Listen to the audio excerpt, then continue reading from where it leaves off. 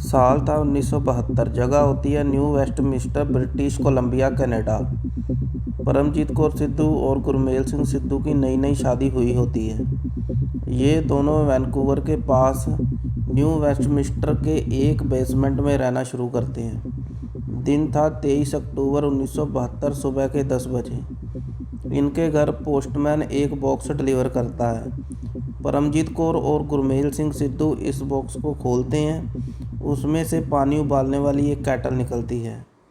इनके द्वारा केटल में पानी भरकर स्विच ऑन किया गया।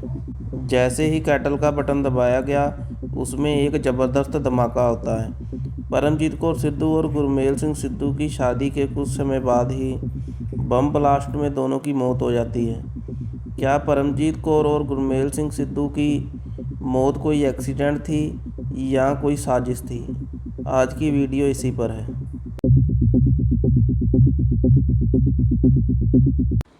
परमजीत कौर सिद्धू और गुरमेल सिंह सिद्धू वैंकूवर से 21 किलोमीटर दूर शहर न्यू वेस्टमिंस्टर में एक बेसमेंट में रहते थे। ब्लास्ट होता है 23 अक्टूबर 1972 को सुबह 10 बजे। जल्दी ही घटना वाली जगह पर पुलिस, एम्बुलेंस, फायर ब्रिगेड ये सब पहुंच जाते हैं। ब्लास्ट में मरने वालों की पहचान की जाती है, फिर लाशों को बेसमेंट से निकाला जाता है। इसके बाद पुलिस इन्वेस्टिगेशन टीम अपना काम शुरू करती है। इस केस में ब्लास्ट होने के कारण पुलिस वाले थोड़े से सावधान होते हैं, क्योंकि उन्हें भी ये पता नहीं था कि ब्लास्ट कैसे हुआ और इस ब्लास्ट में कौन कौन से सामान का इस्तेमाल किया गया। क्या और भी विस्फोटक सामग्री इस बेसमेंट में हो सकती है? बहुत सारे सवाल थे। ये पुलिस एक एक करके जिनके जवाब ढूंढना शुरू करती है। पुलिस को सबसे पहले एक बॉक्स मिलता है जिस पर सनबीम K22 लिखा हुआ था। यही वो बॉक्स था जिसमें पैक करके कैटल इस घर में डिलीवर किया गया होता है। कैटल टुकड़े टुकड़े होकर इधर उधर बिखरा हुआ था। फिर भी इन्वेस्टिगेशन टीम इस बात का पता लगाने में कामयाब हो जाती है कि ब्लास्ट इस कैटल से ही हुआ था। अब अगला सवाल था कि कैसे हुआ। घर में से जितना भी फोरेंसिक एविडेंस हो सकता था, सब इकट्ठा करके लैब भेज दिया गया। ये चेक करने के लिए भी ब्लास्ट में कौन कौन सी मटेरियल का इस्तेमाल किया गया है। घर की तलाशी लेते वक्त पुलिस को बेडरूम की अलमारी में से ब्राउन कलर का एक पेपर बैग मिलता है। इसी ब्राउन पेपर में रैप होकर बॉक्स घर में आया होता है। इसके ऊपर रिटर्न एड्रेस लिखा हुआ था, ब्रिटिश कोलंबिया में पड़ते एक जगह कैमलूप्स का। पुलिस वाले इस एड्रेस को ट्रैक करते हैं। फिर पता लगता है कि ये एक गलत एड्रेस था। फिर भी ये कैमलूप्स वाली जगह आगे जाकर इस केस में इम्पोर्टेंट एविडेंस बनती है। जिस बेसमेंट में ब्लास्ट हुआ होता है, वहाँ से इकट्ठा किया गया एविडेंस अभी भी फोरेंसिक लैब में पड़ा हुआ था। फोरेंसिक टेस्ट की वेट के दौरान पुलिस वाले परमजीत और गुरमेल सिंह की पिछली लाइफ को खंगालना शुरू करते हैं। इनकी पिछली लाइफ की जल्दी ही कुछ दिक्कतें निकलकर सामने आनी शुरू हो जाती हैं।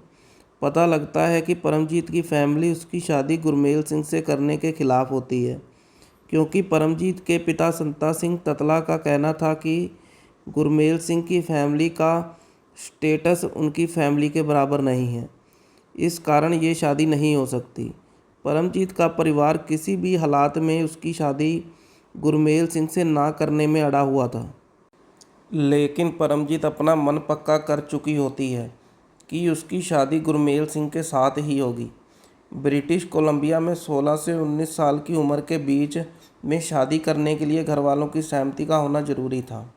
इसी कारण अप्रैल 1972 में लड़की जब 18 साल की होती है तो उस गुरमेल सिंह नाम के लड़के के साथ अल्बर्टा चली जाती है। अल्बर्टा में अगर लड़की 18 साल से ऊपर है तो घर वालों की सहमति की कोई ज़रूरत नहीं होती थी। अप्रैल 1972 को परमजीत कौर अल्बर्टा में जाकर गुरमेल सिंह सिद्धू के साथ शादी करवा लेती है। फिर दोनों वहां से वापस आकर वैंकूवर के पास ही न्यू वेस्टमिंस्टर में रहना शुरू कर देते हैं। 6 महीने बाद ही घर में हुए बॉम्ब ब्लास्ट में इन दोनों की मौत हो जाती है। पुलिस को इस बात का शक तो था, परमजीत की फैमिली का कोई ना कोई हाथ इस बॉम्ब ब्लास्ट में ज़रूर है, क्योंकि फैमिली के पास परमजीत कौर को कत्ल करने का मोटिव भी था।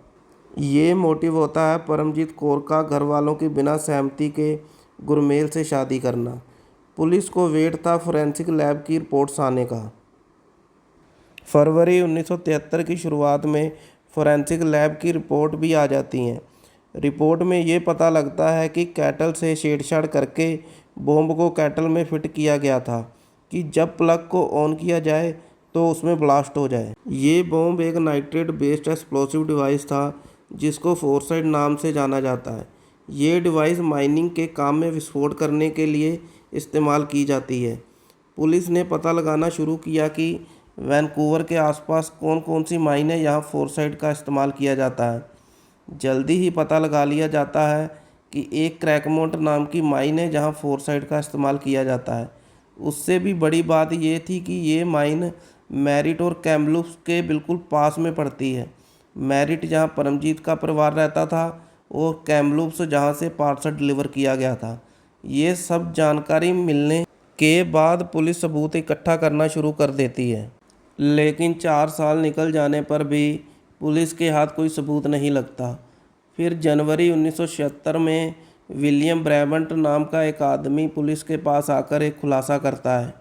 विलियम एक शराबी आदमी था जो 4 साल तक एक ऐसी इन्फॉर्मेशन अपने अंदर रखकर बैठा था जो अंदर ही अंदर उसे परेशान करती रहती थी। विलियम पुलिस को आकर बताता है कि 4 साल पहले 1972 में उसका एक लुइस नाम का दोस्त उसको अपने साथ कैमलूप्स लेकर गया था। ये दोनों मैरिट में रहते थे। इन्होंने कैमलूप्स से कोई शॉपिंग वगैरह करनी थी। ये 23 अक्टूबर में बॉम्ब ब्लास्ट से एक हफ्ता पहले की बात थी। विलियम ने भी कैमलूप्स से कुछ खरीदना होता है, जिस कारण वो लुइस के साथ जाने को तैयार हो जाता है। कैमलूप्स जाकर ये दोनों अलग अलग हो जाते हैं। थोड़े टाइम बाद जब ये दोनों एक दूसरे को मिलते हैं, लुइस के हाथ में एक बॉक्स होता है। विलियम बताता है कि बॉक्स में एक चमकीला सा क्रोम का सामान था जो देखने में पानी गर्म करने वाली एक केटल लग रही थी। फिर उसके बाद हम दोनों कैमलूप्स से मैरिट वापस आ गए। आगे विलियम बताता है कि 2 दिन बाद 19 अक्टूबर 1972 को हम दोनों दोबारा कैमलूप्स गए। विलियम बताता है कि 2 दिन पहले ख़रीदा गया बॉक्स अब एक ब्राउन कलर के पेपर बैग में लिपटा हुआ था। लुइस विलियम को कहता है कि उसने ये गिफ्ट वैनकूवर में किसी जगह पर पोस्ट करना है, जिस कारण लुइस कैमलूप्स में पड़ते एक पोस्ट ऑफिस चला गया। उसके बाद कैमलूप्स से वापस आते वक्त लुइस विलियम को बताता है कि आज से कुछ दिनों बाद रेडियो को ध्यान से सुनना, तुम्हें एक धमाकेदार खबर सुनने को मिलेगी।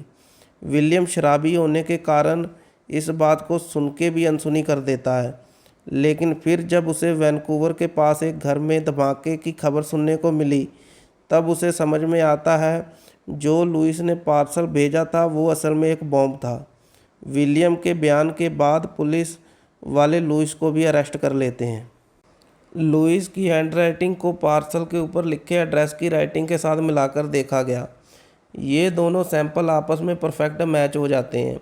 ये बात तो कन्फर्म हो गई थी कि ये बॉम्ब लुइस ने ही भेजा था, लेकिन इसके पीछे कारण क्या था ये लुइस के बयान से ही पता चल जाता है।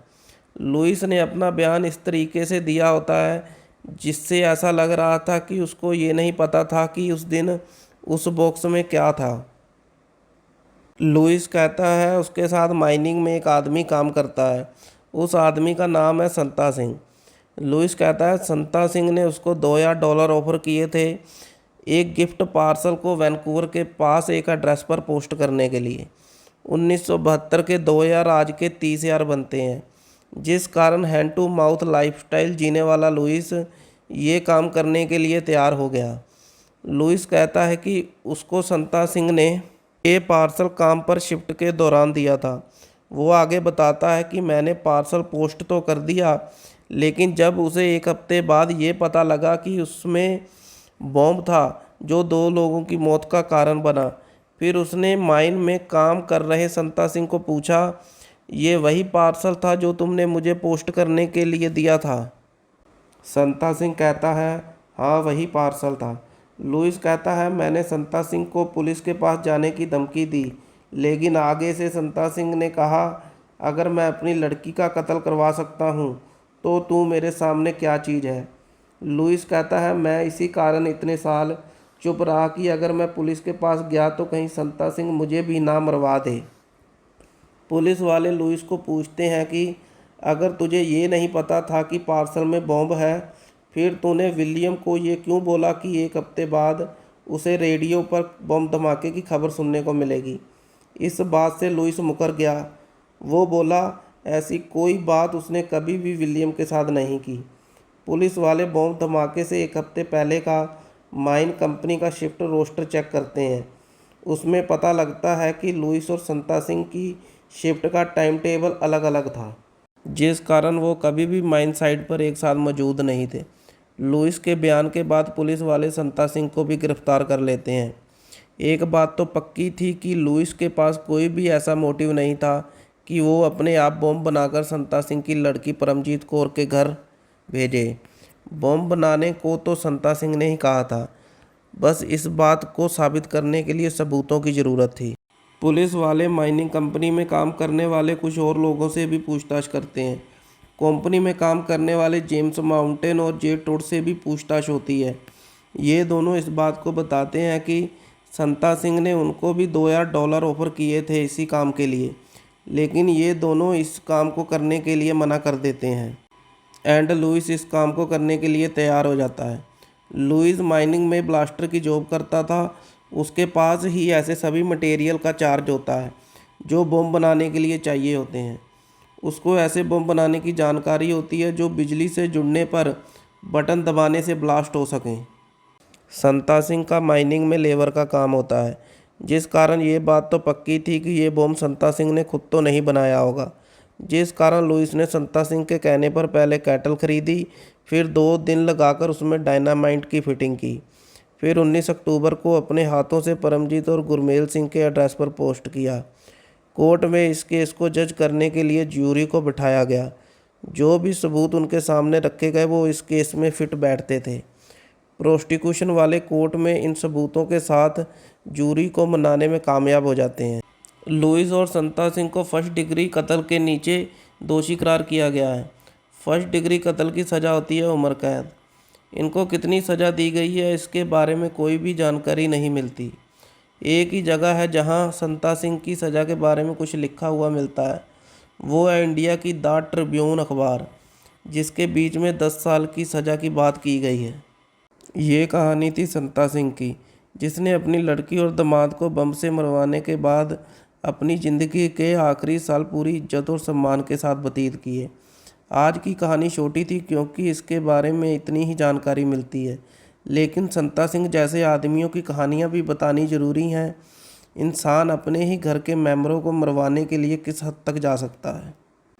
हमारे चैनल पर स्टोरी सुनने के लिए आपका बहुत बहुत धन्यवाद। प्लीज़ और स्टोरी सुनने के लिए हमारे चैनल को सब्सक्राइब करें और लाइक शेयर सब्सक्राइब करके सपोर्ट करें।